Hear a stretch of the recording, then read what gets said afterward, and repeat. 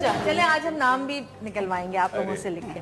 अच्छा सादिया, पहली बेटी जब पैदा हुई, पहली बार जब कानों में ये सुना कि तुम माँ बनने वाली हो, तो पहले तो पहला बड़ा दिन में क्या वाक़या है।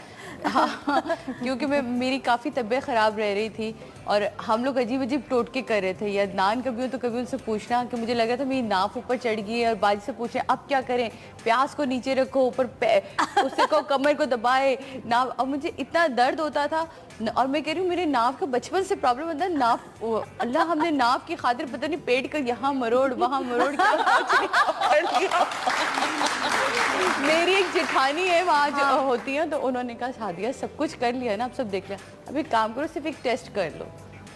ये आधा घंटा तो मैं वॉशरूम से नहीं निकली थी। जब मैंने देखा कि वो पॉजिटिव है, मैं तो मुझे समझ नहीं आ रहा कि अदनान का रिएक्शन क्या होगा, क्योंकि अदनान उन मर्दों में से जिन्होंने शादी की पहली रात लोग पता नहीं क्या क्या लेक्चर बीवियों को देते थे।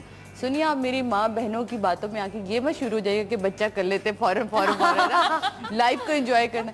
अब तो मेरे खौफ अलग ही था कि पता नहीं अदनान का रिएक्शन क्या आएगा, और वो मैं डरते ही भी अंदर बाहर की, मैंने कहा वो तो ये तो पॉजिटिव है। तो अदनान ने जैसे मुझे हग किया और तो मुझे तो तुम सच कह रही हो, तुम्हें तो उन्हें यकीन ही नहीं आ रहा था। मैंने कहा हाँ, मैं कहा क्या मतलब है भाई, सीरियसली मेरी जान में जान मेरी जान निकली थी।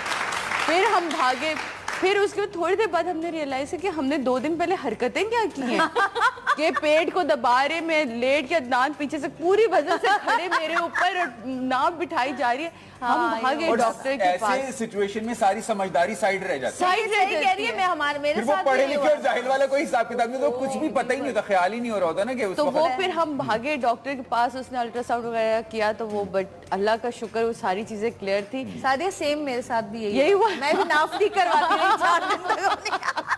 अच्छा फिर ये देख लिया मैंने कि भाई जिस जिसने नाप ठीक कराई उसके बच्चे हुए बड़े प्यारे माशाल्लाह से जन्नत।